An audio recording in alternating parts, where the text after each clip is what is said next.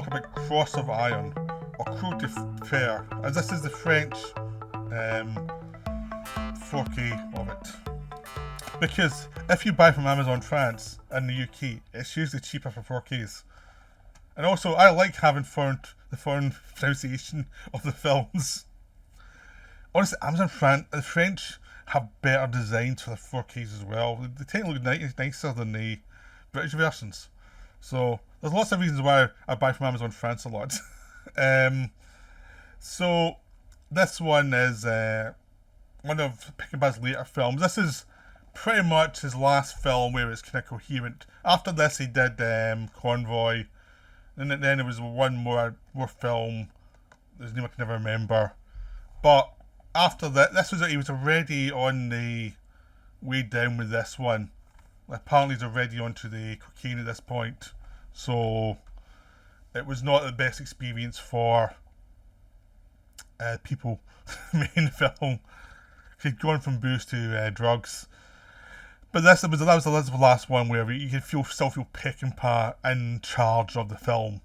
Even though this one, you can tell he's not at his peak. It's too long.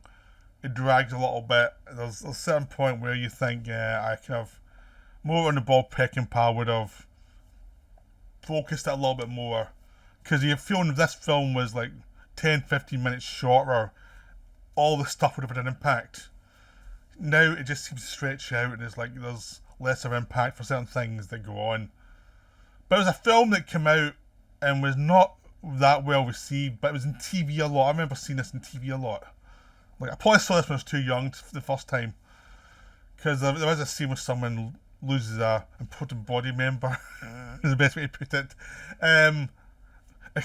We were talking about this at school a lot. This film, for some of the violence in it, we could see it in TV.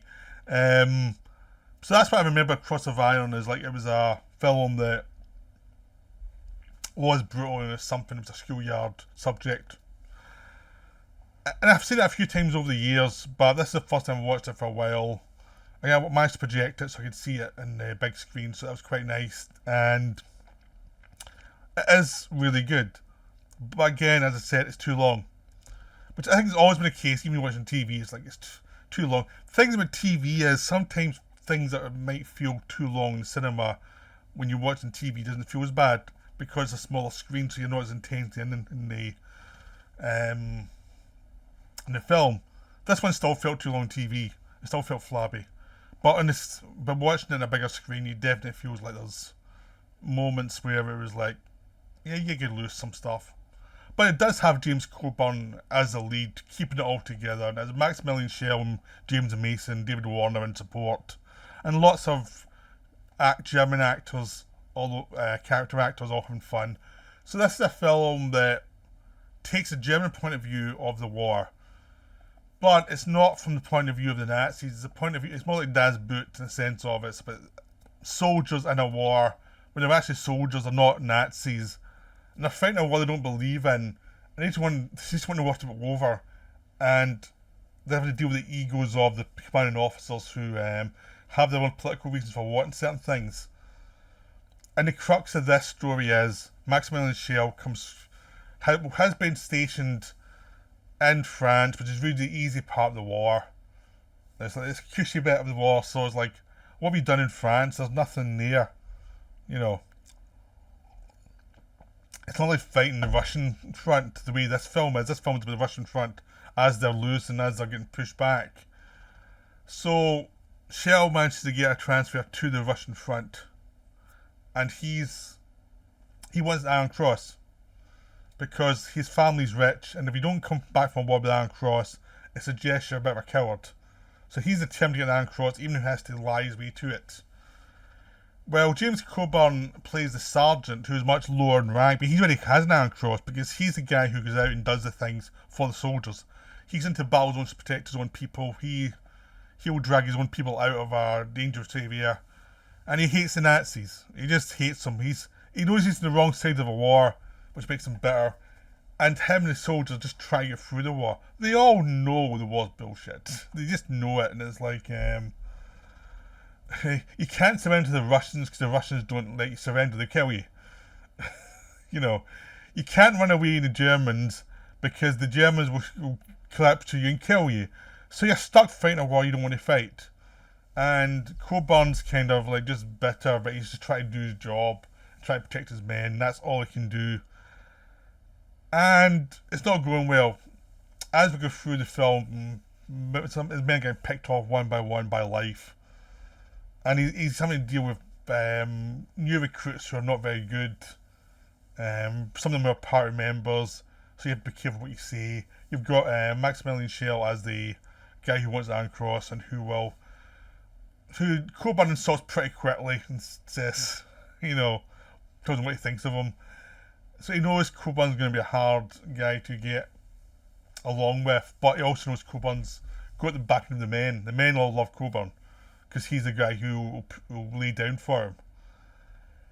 And at a certain point in the film, about a third of the way through, they're attacked badly by the Russians. They have to, fight them off.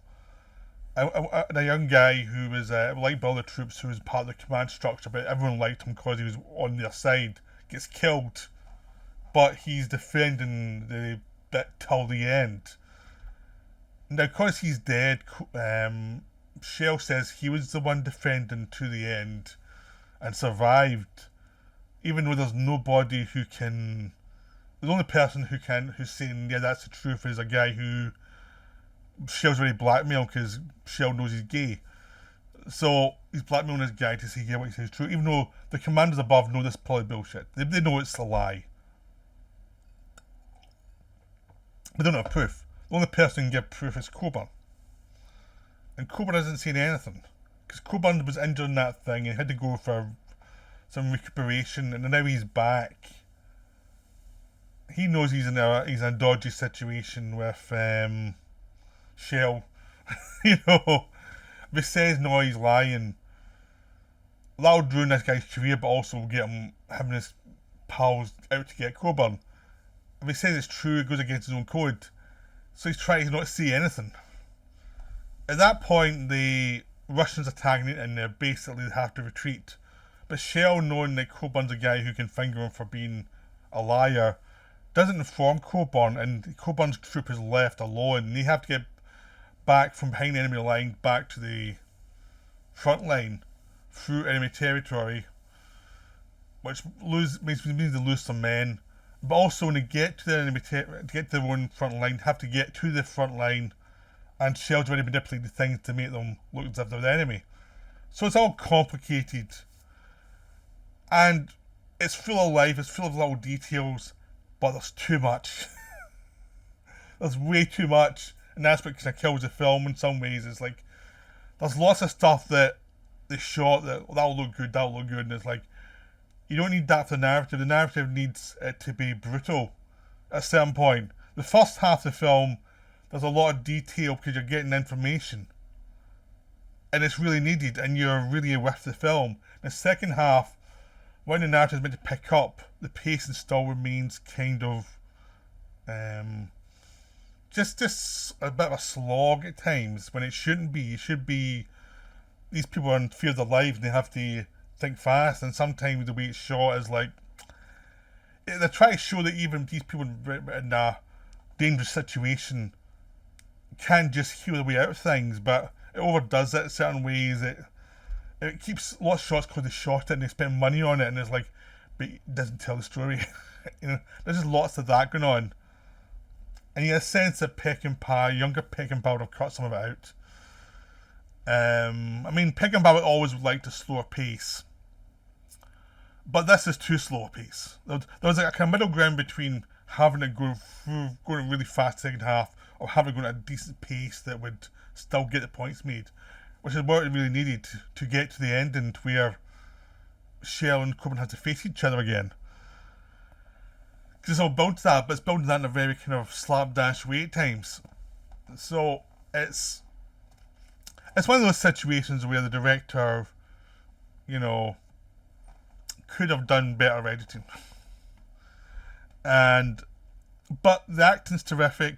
James Mason's terrific. He's an older general who knows he's in a lost cause, and he basically, David Warner plays his assistant who's drunk most of the time, and basically the Germans of the old army before the Nazis took over, and they're just horrified by what's happened. As is Coburn. Coburn's the same kind of makeup as them, and if the Nazis see them as the enemy within, so they have to kind of deal with that.